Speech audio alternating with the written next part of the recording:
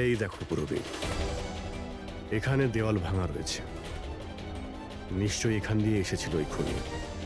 তাহলে তো স্যার এখান থেকে কোনো সূত্র পাওয়া যেতে পারে।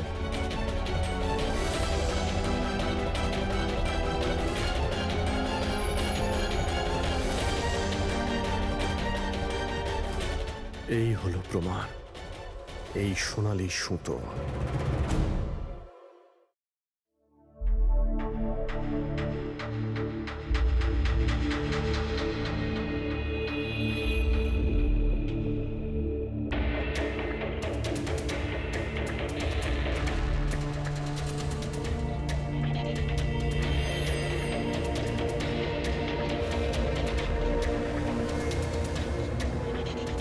আশ্চর্য ব্যাপার, একটা অদ্ভুত জিনিস লেগে আছে এর গলার উপরে।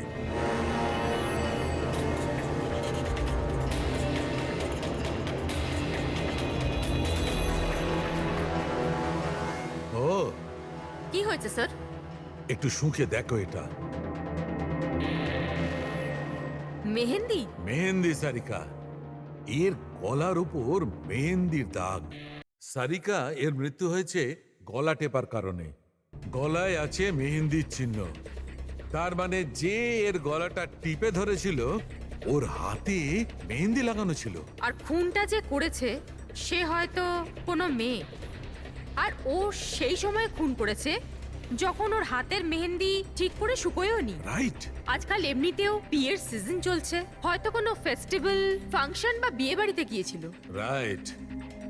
এই জন্য অভিজিৎ ওখান থেকে সোনালী সুতো পেয়েছিল।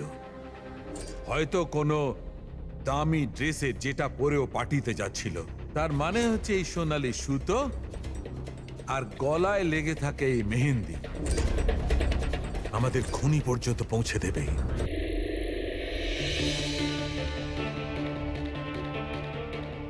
স্যার, এ হলো প্রীতি, শহরের খুব নামকরা মেহেন্দি এক্সপার্ট। দেখো মা, আমি চাই যে তুমি লাশটাকে দেখো, আর এর গলায় যে মেহেন্দি লেগে আছে, যার দাগটা আমরা দেখতে পাচ্ছি, সেটার ব্যাপারে আমাদের ইনফরমেশন দাও। ডোন্ট ওয়ারি, ভয় পাবার কিচ্ছু নেই, আমরা সবাই এখানে আছি। ম্যাডাম, একজন খুনি বাইরে ঘুরে বেড়াচ্ছে, আপনি একটু সাহস করুন প্লিজ। আসুন। আমার মনে হচ্ছে কোনো মেহেন্দি পরা হাত এর গলাটা টিপেছিল। ভালো করে দেখুন একটু। আর কিছু মেহেন্দি ভিকটিমের চুলেও লেগে রয়েছে, মাথার পেছন দিকে। মেহেন্দির টেক্সচার খারাপ হয়ে গেছে, কিন্তু এটা মনে হচ্ছে যে এই মেহেন্দিটা হাত দিয়ে লাগানো হয়েছে। হাত দিয়ে? হ্যাঁ স্যার, বেশিরভাগ লোক আলাদা আলাদা ডিজাইন বানানোর জন্য স্টেন্সারের ব্যবহার করে। এই ডিজাইন স্টেনসিলে নয়, হাত দিয়ে করা হয়েছে। হ্যাঁ স্যার। আচ্ছা, আপনি প্লিজ 1 মিনিট এদিকে আসবেন।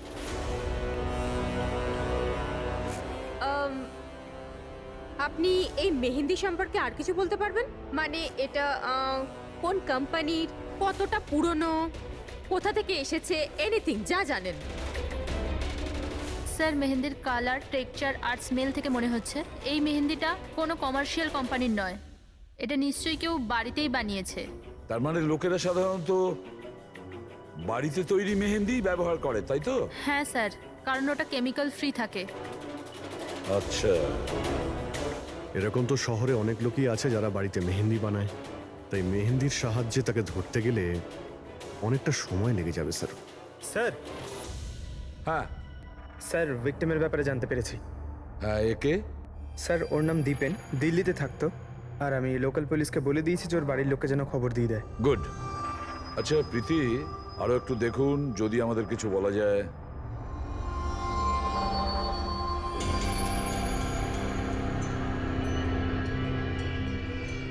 এক মিনিট স্যার। স্যার, মেহেন্দির ডিজাইন থেকে আর একটা কথা বোঝা যাচ্ছে। সেটা কি? স্যার, ওই মেয়েটার ব্যাপারে, যার মেহেন্দি এর ঘাড়ে লেগেছে। ওই মেয়েটার বিয়ে এমন একটা ছেলের সাথে হচ্ছিল যার নাম আর দিয়ে শুরু হয়। আর লেটার দিয়ে শুরু? সেটা কিভাবে জানা গেল? বেশিরভাগ নতুন বউ যখন মেহেন্দি লাগায় তো নিজের স্বামীর ইনিশিয়াল লেটার হাতে লেখায়। তো স্যার, এটা সেই ইনিশিয়াল লেটার। হ্যাঁ বস, উল্টো আর লেখা আছে। আর তাহলে আমাদের খোঁজ নিতে হবে এই সপ্তাহে এই শহরে কটা বিয়ে হয়েছে আর কটা বিয়ে হতে চলেছে যেখানে পাত্রের নাম আর দিয়ে শুরু।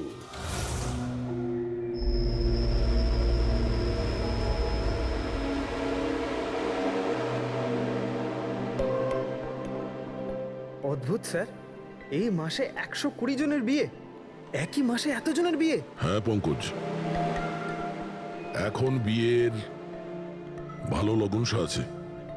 যদি তুমি বিয়ে করো তো সময়টা একদম ঠিক। আরে বিয়ে আর কি করে করব স্যার? কি হলো, কজন পাত্রের নাম পেলে? হ্যাঁ স্যার, সব মিলিয়ে 12 জন আছে যেখানে পাত্রের নাম আর দিয়ে শুরু হয়। আচ্ছা,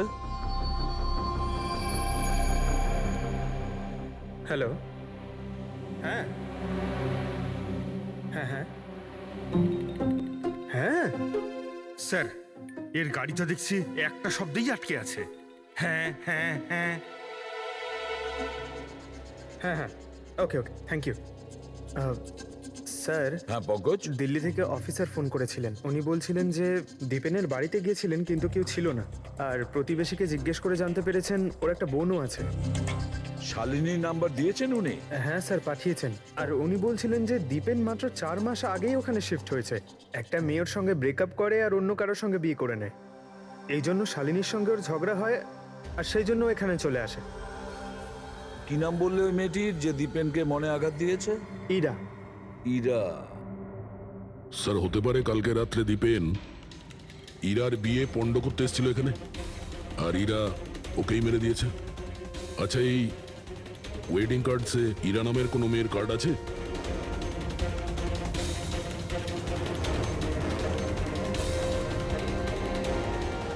হ্যাঁ স্যার, ইরা ওয়েটস রোহিত, এই দেখুন। এই দেখো,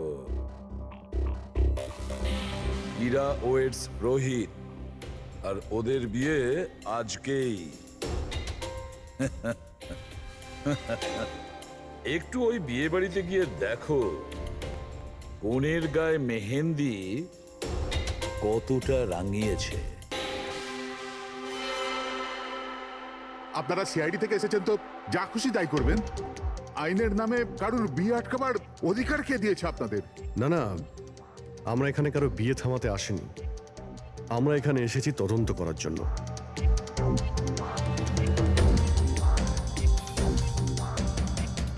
কিন্তু স্যার, আপনাদের এই তদন্ত আমার বোনের বিয়ের পরেও তো করতে পারেন। যত তাড়া আছে আপনাদের এই বিয়েটা করানোর জন্য, তার থেকে বেশি তাড়া আছে আমাদের খুনিকে ধরার জন্য।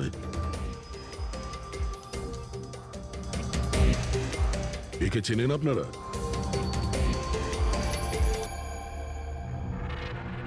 এটা তো দীপেন। মানে চেনেন কি করে? স্যার, অ্যাকচুয়ালি ওই দীপেন আমার বোনকে ভালোবাসতো, কিন্তু কিছুদিন আগে ওদের ব্রেকআপ হয়ে যায়। আমি বলেছিলাম না যে চলো ফিরে যাই, কিন্তু আমার কথা শুনছে না কে? দেখো, এবার সিআইডিও চলে এসেছে। জানি না কি কুক্ষণে এদের সঙ্গে আমরা সম্বন্ধ তৈরি করেছি। দেখুন, দীপেনের ঘাড়ে আমরা কিছু মেহেন্দির চিহ্ন দেখতে পেয়েছি, আর আমাদের সন্দেহ যে সেই চিহ্ন ইরার হাত থেকে এসেছে।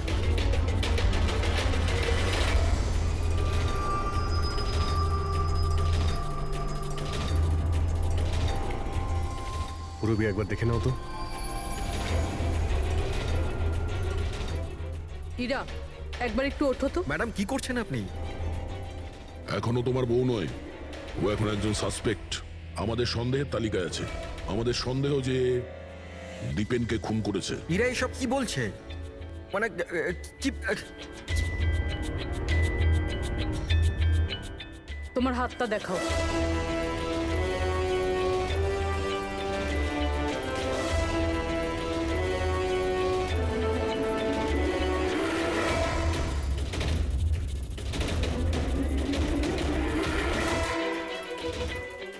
স্যার, এর মেহেন্দি তো একদম ঠিক আছে। আরে তাহলে দীপেনের গলায় যে মেহেন্দির দাগ ছিল সেটা কার হাতের ছিল? পুরবি তুমি ওর ঘুমটাটা একবার তোলো। স্যার,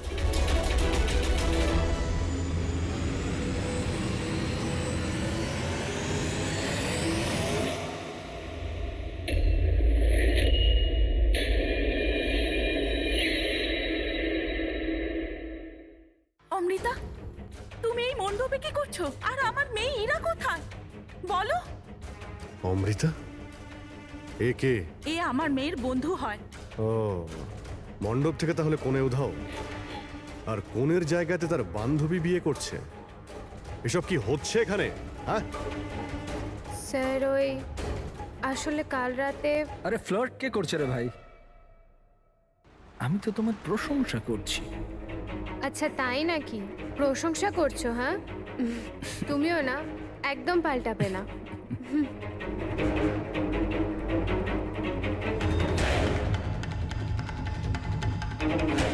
এই লোকটা কি জ্বালা। অমৃতা, অমৃতা শোনো। কার্তিক, কি হলো? ওই আমি এক্ষুনি দীপেনকে দেখলাম, ও ইরাকে টেনে নিয়ে যাচ্ছিল। দীপেন? হ্যাঁ। ওর এত সাহস কোথায়? ও ওইদিকে চলো।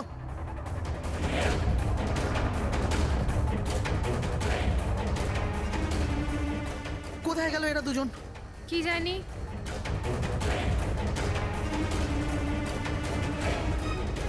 এই এটা তো ইরার ফোন। পাওয়া যায়নি ওকে? না স্যার, ওদের পাইনি। তো দীপেন এখানে এসেছিল আর ইরাকে জোর করে নিয়ে গেছে, কিডন্যাপ করে। স্যার, কিডন্যাপ তো বলা যায় না, কিন্তু কিডন্যাপ বলা যাচ্ছে না মানে? ওই অমৃতা, এটা একটা মার্ডার কেস, আর সিআইডির কাছ থেকে কিছু লুকোনোর চেষ্টা করলেও সেটা খুব খারাপ হবে।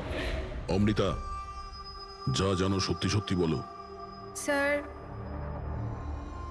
স্যার সত্যি তো এটা যে ইরা এই বিয়েটা করতেই চাইছিল না। ও তো দীপেনকে ভালোবাসতো। ও তো শুধু বাড়ির লোকেদের চাপে পড়েও এই বিয়ের জন্য রাজি হয়েছিল। অমৃতা চুপ করো। আমি তো আগে থেকেই জানতাম এরা হলো 420। আর কি কি রহস্য রয়েছে যা এখনো সামনে আসতে চলেছে? এখানেই বলবেন নাকি সিআইডি ব্যুরোতে গিয়ে চা খেতে ইচ্ছে করছে? হ্যাঁ স্যার, ব্যাপারটা হলো গত কমাস ধরে আমার ব্যবসা ঠিকঠাক চলছে না, আমার প্রচুর লোকসান হয়ে যাচ্ছিল। সুশীল বাবু আমার বিজনেসটাকে স্টেবল করবার জন্য প্রচুর সাহায্য করেছে। তো নিজের মেয়ের বিয়ের ডিল করেছিলেন আপনি, যাতে আপনার ডুবে যাওয়া বিজনেসটা আবার ভালো মতো দাঁড়িয়ে যায়, কি? তাই ইরা উধাও হয়ে যাওয়ার পর অমৃতাকে এই মণ্ডপে বসিয়েছেন যাতে কোনোভাবেই এই বিয়েটা না আটকায়। বাহ! আর অমৃতা, তুমি এই পুরো ষড়যন্ত্রে এত সহজেই যোগদান করলে? আমি এসব কিছুই জানতাম না। আমাকে তো কার্তিক বলেছিল যতক্ষণ ইরাকে পাওয়া যাচ্ছে না আমি এখানে বসে থাকি। এখনই তো 7 পাক হতো, তারপর বিয়েও করে নিতে আমাকে ঠকিয়ে। না, আমি মণ্ডপ থেকে বেরোতেই যাচ্ছিলাম, আর তখনই সিআইডি এখানে চলে এলো, আর সতী সবার সামনে চলে এলো। অর্ধেক সত্যি তো সামনে এসছে, আর বাকি অর্ধেক সত্যি সামনে আসবে যখন এটা জানা যাবে যে দীপেনকে মারার পর ইরা কোথায় চলে গেছে। আমার মেয়ের উপর মিথ্যে অপবাদ দেবেন না স্যার। ও তো দীপেনকে ভালোবাসতো, ও কেন খুন করবে ওকে? যদি আপনার মেয়ে নির্দোষ হয় তাহলে ও বাড়িতে ফিরে আসেনি কেন? দীপেন খুন হওয়ার পর থেকে ও নিখোঁজ হয়ে গেছে কেন?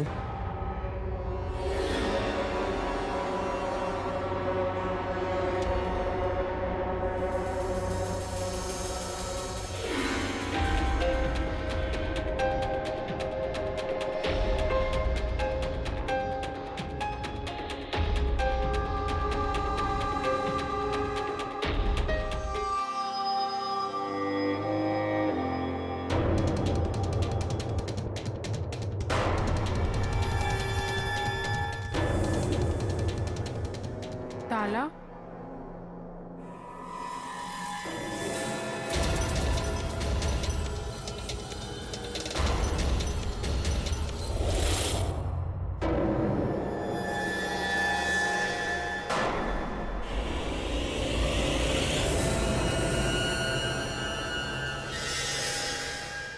দেখো বস, ইরা নিজের মেহেন্দি পরা হাত দিয়ে দীপেনের গলা নিশ্চয়ই ধরেছিল, কিন্তু দীপেনের মৃত্যু ইরার হাতে হয়নি। দীপেনের মৃত্যু হয়েছে কি করে? এর গলার উপর এই যে মেহেন্দির চিহ্ন আছে, যখন পরিষ্কার করলাম তখন দেখলাম আর একটা দাগ আছে। এই দেখো, এইটা। আর এই চিহ্নটা হচ্ছে কোনো দড়ির, যার কারণে দীপেনের মৃত্যু হয়েছে। তার মানে দীপেনের মৃত্যু গলায় দড়ি দিয়ে টানার কারণে হয়েছে। কিন্তু যদি ইরা খুন না করে তাহলে ইরা কোথায়? আচ্ছা, এমনটা নয় তো যে ওকেও কোনো ক্ষতি করা হয়েছে? স্যার, একটা কথা কিছুতেই মাথায় ঢুকছে না। যদি ইরা এই খুনটা না করে থাকে তাহলে করলো কে? এই খুন হয়তো ইরার বাড়ির লোকেদের মধ্যেই কেউ করেছে। আর তাছাড়া দীপেনের উপস্থিতি ওরা পছন্দ করেনি। হতে পারে দীপেনের কারণে বিয়েতে কোনো বাধা আসবে, সেই জন্য দীপেনকে খুন করে দিয়েছে। স্যার, স্যার, ইরার ফোন থেকে জানা গেছে যে ওর নিখোঁজ হওয়া 3 ঘন্টা আগে দীপেনের বোন শালিনীর ফোন আসে। ও দিল্লি থেকে বম্বে চলে তো আসে, কিন্তু ফোন তুলছে না। শালিনীর ফোন ট্র্যাক করো, দেখা তো যাক ও এখন কোথায় আছে। আর বাকি রইল ওই সোনালি সুতো, কার হতে পারে?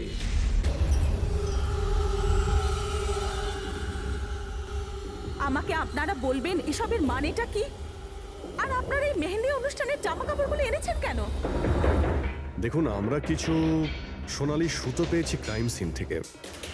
আর ওই সোনালি রঙের সুতো যার কাপড়ের সঙ্গে ম্যাচ হয়ে যাবে, খুনি সেই। ইরাকে সন্দেহ করছিলেন, কি ওই সন্দেহ দূর হয়ে গেছে?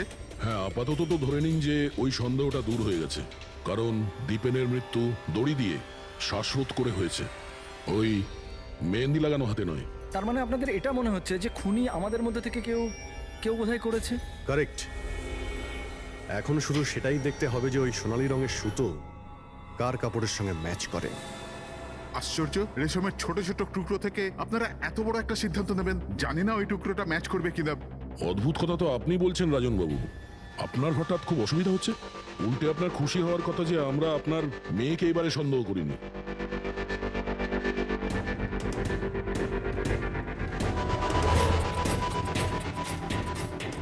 স্যার, এই সোনালি সুতোটা রাজেনের পাঞ্জাবির সাথে ম্যাচ করে। স্যার, এই দেখুন, সুতোটা এইখান থেকে ছিঁড়েছে।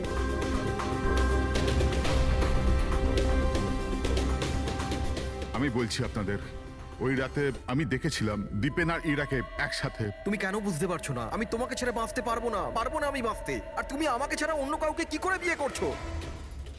যখন আমি নিচে পৌঁছলাম তো ওরা দুজন চলে গিয়েছিল, আর দীপেনের ঠিকানা ইরার পুরনো চিঠি থেকে আমি পেলাম।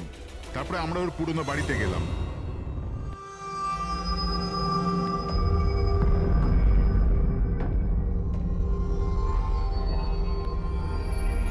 এ কি, দীপেন এইখানে?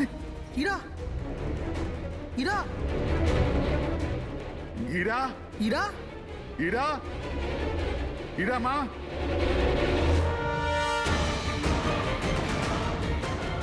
বাবা, এই দেখো, দীপেন ওর ফোনে ওর মৃত্যুর কারণ লিখেছে। কি লিখেছে এখানে? ইরা কে ছাড়া না আমার জীবনের কোনো মানে আছে না লক্ষ্য। এরা আমার যদি না হয় কারোর হবে না। বিদায়। ও যদি আমার না হয় তাহলে কারোরই হবে না। আচ্ছা, এমনটা নয় তো যে দীপেন মারা যাওয়ার আগে ইরাকে কোনো ক্ষতি করে দিয়েছে?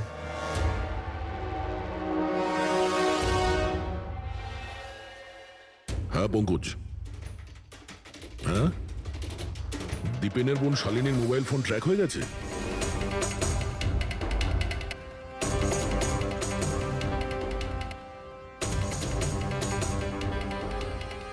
শালিনীর মোবাইল ফোনের নেটওয়ার্ক অনুযায়ী ও তো সকালেই এসে গেছে এখানে। হ্যাঁ, কিন্তু আমাদের ফোন তুলছে না কেন?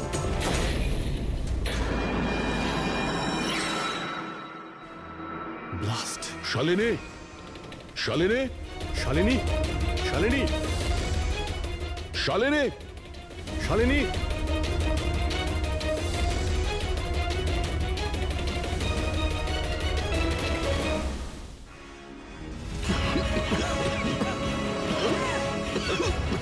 শালিনী শালিনী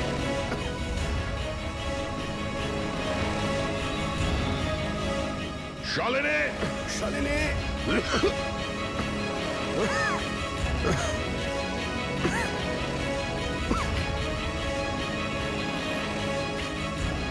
অভিজিৎ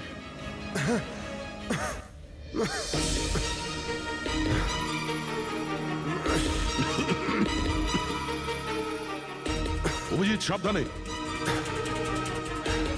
কে ওখানে?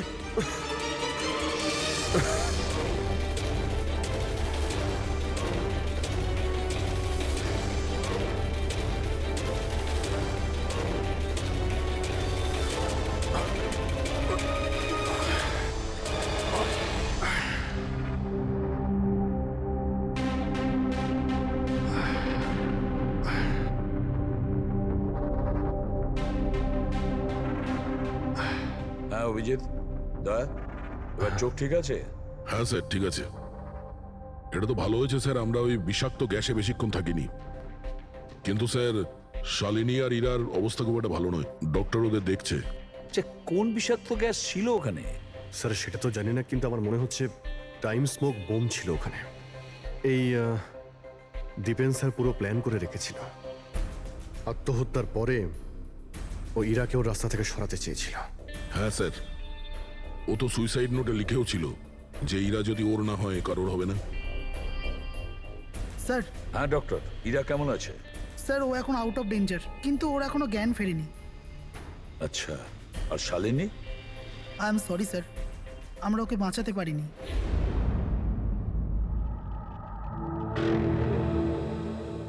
স্যার স্যার এই দীপেন শুধু নিজের প্রাণ নেয়নি, বরং বরং ওর বোনের মৃত্যুরও কারণ হয়েছে। সেটাই তো। হ্যাঁ শাহরুখে বলো। আচ্ছা ঠিক আছে, আমরা আসছি। কি হচ্ছে স্যার? শালুকে বলছিল দীপেন আত্মহত্যা করেনি।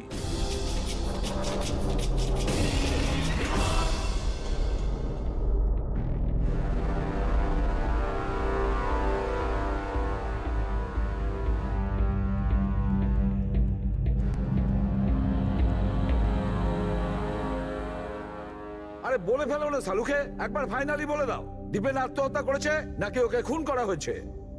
বস আমি জানি যে তোমরা খুবই বিরক্ত হচ্ছ, তোমাদের মনে হচ্ছে শালুকে কোনো কথাই বলছে না। কখনো বলছে ইরা দীপেনকে হত্যা করেছে, কখনো বলছে যে দীপেনের হত্যা ইরা করেইনি, কখনো বলছে দীপেন আত্মহত্যা করেছে, কখন বলছে দীপেন আত্মহত্যা করেনি। কিন্তু আমি কি করব ভাই, এই কেসটার সূত্র খুব অল্প অল্প করে আসছে। আরে স্যার যে প্রমাণ পেয়েছেন সেটা নিয়ে কিছু বলুন না। দেখো বস, যখন কোনো মানুষকে ফাঁসির দড়িতে ঝোলানো হয় আর যখন দড়িটায় টান পড়ে তখন ও শ্বাস বন্ধ হতে থাকে, আর তখন সে শ্বাস নেওয়ার জন্য ছটফট করে, তার ঘাড়টা নড়তে থাকে, আর ঘাড় নড়ার কারণে ফাঁসটা চেপে বসে, আর ওর ঘাড়ের ঠিক পেছন দিকে ওই ফাঁসির দড়ির গিঁটের চিহ্নটা দেখা যায়।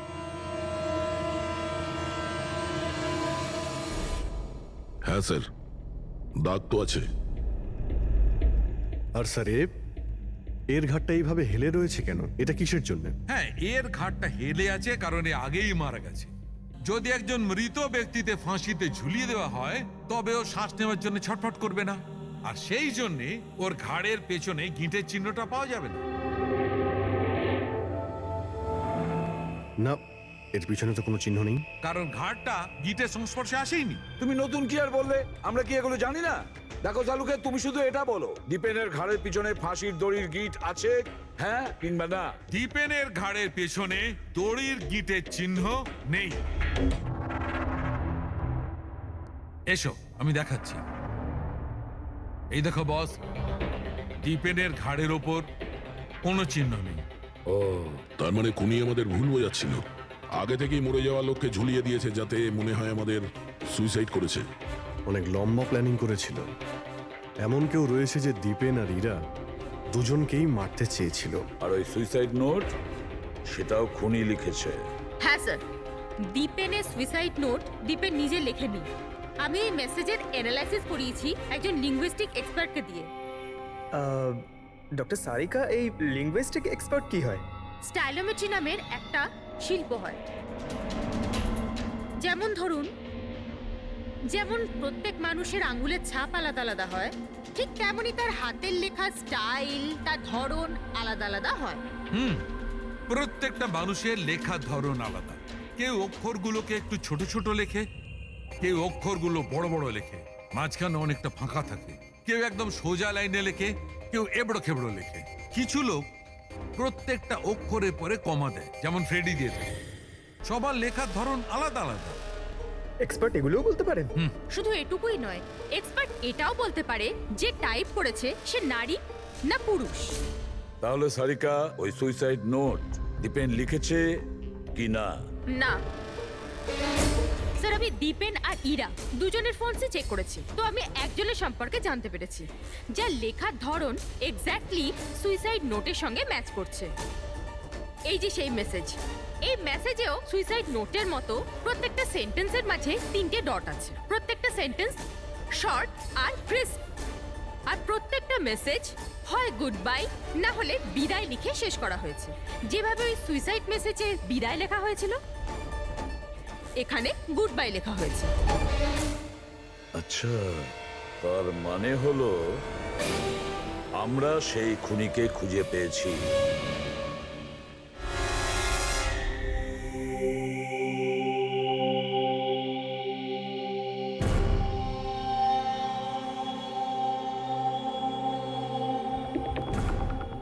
হ্যাঁ, হুমকি দিচ্ছি, কি করবি তুই? সিআইডির সামনে কাউকে হুমকি দেওয়া ভালো কথা নয়। কিন্তু আমি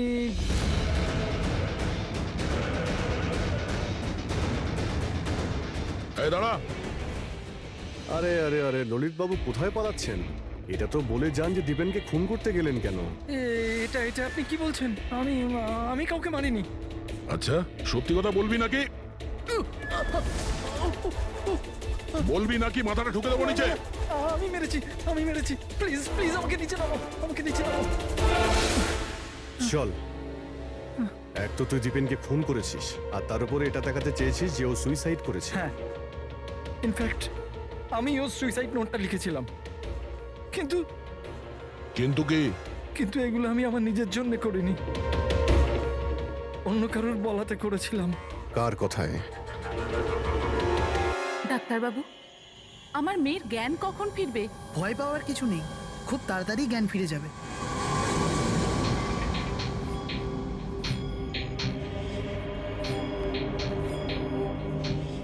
ললিত,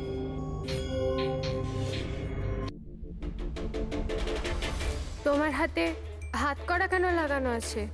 আসামির হাতে হাত করা থাকবে না তো কি থাকবে বলুন তো? অপরাধী? হ্যাঁ, এই অপরাধী নিজের অপরাধ স্বীকার করেছে ললিত। দীপেনকে এই মেরেছে।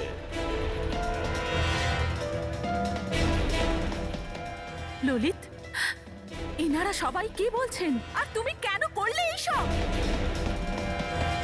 দেখলেন স্যার, অবাক হওয়ার কি সুন্দর অ্যাক্টিং করছে এরা। যেখানে সত্যি এটাই যে ললিতকে খুন করতে বলার আসল অপরাধী এখানে এই রুমে উপস্থিত আছে। হ্যাঁ,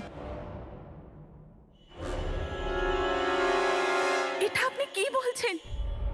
এখানে আমার মেয়ে জীবন মৃত্যুর সঙ্গে লড়াই করছে, আর আপনি উল্টে আমাদেরই দোষী করছেন। না, এই জীবন আর মৃত্যুর মাঝখানে ঝুলছে না, এ সত্যি আর মিথ্যের মধ্যে ঝুলছে। ও জ্ঞান হারায়নি, সব ড্রামা করছে। কি?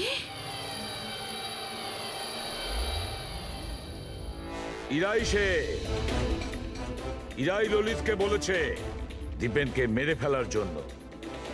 এই কি সব কথা বলছেন আপনারা? অবস্থা দেখুন এর। আপনাদের মনে হয় যে এ জেনে শুনে বিষের কন্ট্যাক্টে গেছে?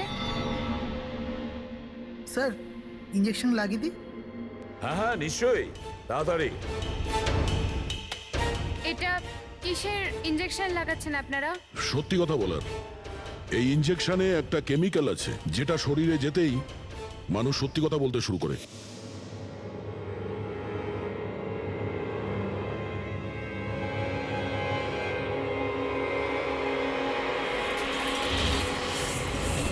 না, শুনুন, ইরা, ইরা, আরে আরে কোথায় শোনো। যাচ্ছে? দাঁড়াও। ইরা থামো ইরা। এর মানে হলো যে সিআইডিরা ঠিক কথা বলছেন। আর মিথ্যে বলে কোনো লাভ নেই। এই ললিত তোমার মুখোশ খুলে দিয়েছে। এটা কি করলে ললিত? নিজে ফাঁসছিলে তার সাথে সাথে আমাকেও ফাঁসিয়ে দিলে। ইরা, এই প্রতিজ্ঞাটাই তো আমরা করেছিলাম ভালোবেসে, যে আমরা একসাথে বাঁচবো আর একসাথে মরবো। কি তোমরা দুজন একে অপরকে ভালোবাসো? এসব কবে? ইরা, তুই তো দীপেনকে ভালোবাসিস। হ্যাঁ, ও চাইতো, কিন্তু হঠাৎ করে ললিতকে ভালোবেসে ফেলে। আর এই সব কিছু করেছে ও নিজের বিয়ে ভাঙার জন্য। কিন্তু ভাগ্যক্রমে ইরার কাছে শালিনীর কল আসে যে দীপেন ইরার বিয়ে আটকাতে এসছে। আর ইরা খুব বড় প্ল্যান করেছিল। দীপেনের কাঁধে বন্দুক রেখেও গুলি চালাতে চেয়েছিল। আর আমরা ভেবেছিলাম যে প্রথমে আমরা দীপেনকে মেরে দেবো।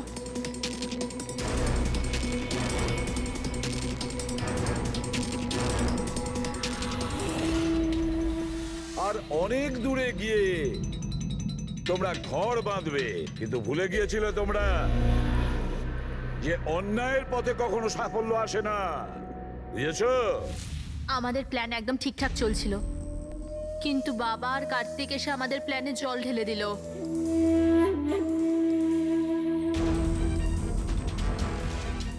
আর তারপর আমাদের একটা নতুন প্ল্যান বানাতে হলো।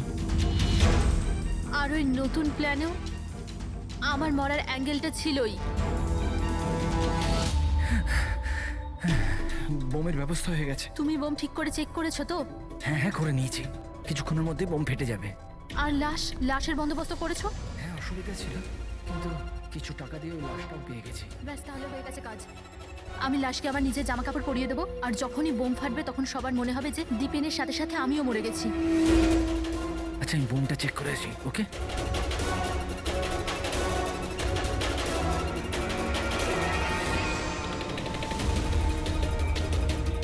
শালিনী,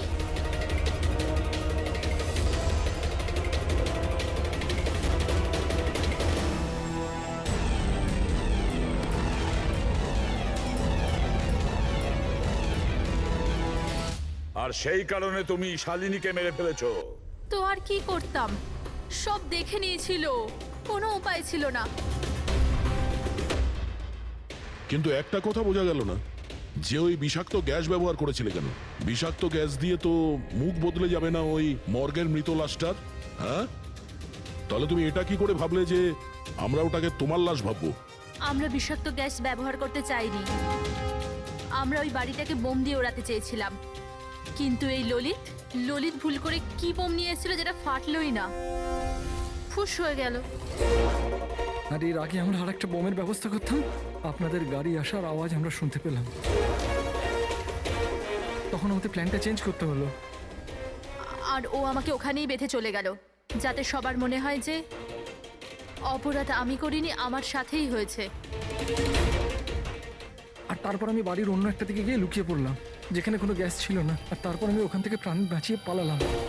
আমরা এটা চাইছিলাম যে আপনাদের যাতে মনে হয় এই সমস্ত কাজকর্ম দীপেন করেছে। ও নিজে তো আত্মহত্যা করে নিল, কিন্তু ইরাকে মারতে অসফল হয়েছিল। নিজেদের জীবনটাকে সুন্দর করবার জন্য একটা নয়, দুটো নয়, তিনটে প্ল্যান করেছিলে তোমরা। আর দুটো নিরীহ লোকের প্রাণও নিয়েছো তোমরা। এবার জেলের গড়াদের পেছনে পৌঁছতে পৌঁছতে প্ল্যান তৈরি করো ফাঁসি থেকে নিষ্কৃতি পাওয়ার জন্য।